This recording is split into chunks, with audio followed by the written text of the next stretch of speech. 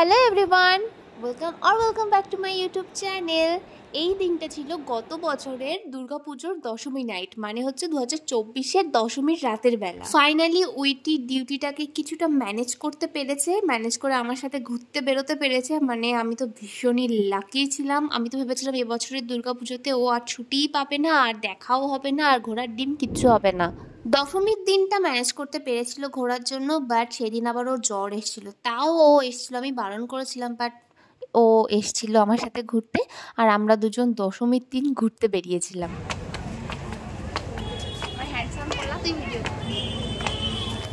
ওটাই বাকি আছে।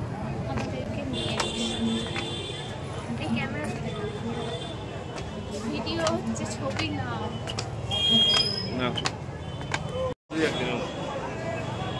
আমি চুলটা কার্ল করেছিলাম, আর ভীষণ সুন্দর কার্ল হয়েছিল। এখন তো খুব বিচ্ছিরি মতন হয়ে গেছে আমার চুলগুলো। কবে যে আমার চুলে কার্ল একটু স্টে করবে কে জানে।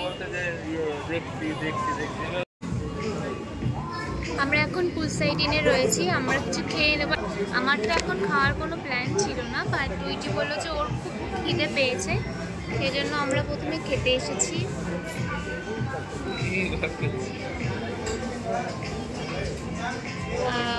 ডিসাইড করছি যে কী খাবো। আমি ভাবছি যে আমি চিলি চিকেন আর ফ্রাইড রাইস ভাবছি। হ্যাঁ তো বলো, ওটা করো না, ওই না পুরো একটা নিয়ে দুজনে কি দুটো করে নিয়ে শেষ করতে পারবো? না না, একটাই নাও আর অন্য কিছু নাও, যা খাবে যা খাবে না, আর যা খাবে না না।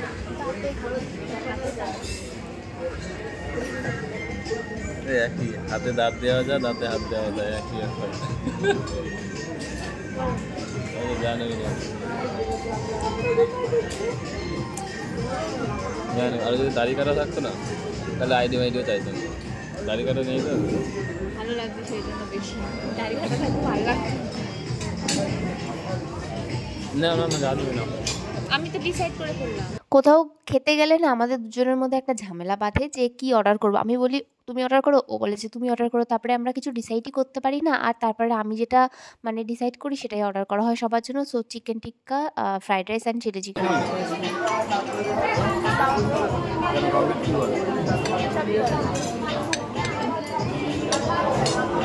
আমি জানিস তো চিকেন তন্দুরি খুব ভালো বানাবো।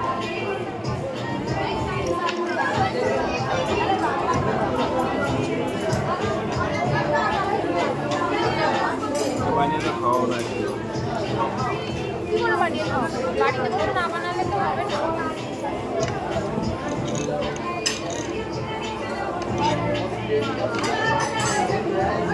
বুঝলি 2 বছর আগে ব্লগ এখনো খেতে 2 বছর আগে বললাম আর কোনো কিছু বাদ নেই।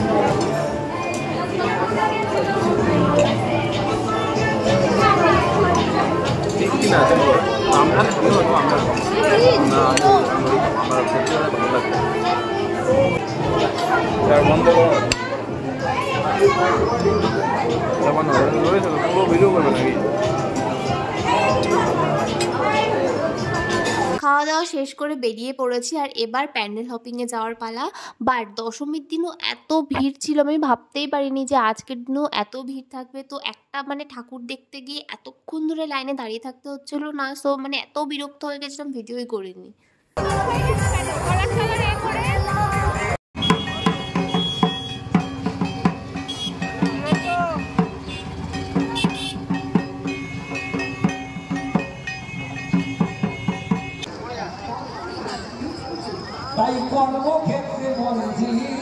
বেশিক্ষণ কিন্তু আমরা বাড়ির বাইরে ছিলাম না, বাট তাও অনেকক্ষণই ছিলাম, প্রায় ওই 2.5-3 ঘন্টা মতন ছিলাম।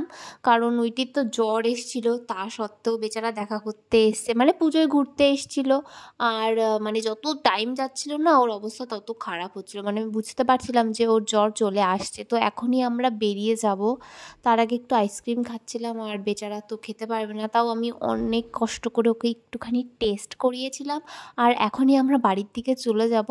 আর এই ভিডিওটা আমি এডিট করছি 2025-এর দুর্গাপুজোর কিছুদিন আগে, মানে সত্যি সত্যি মানে আমি নিজেকে একটা স্যালিউট করতে চাই এর জন্য।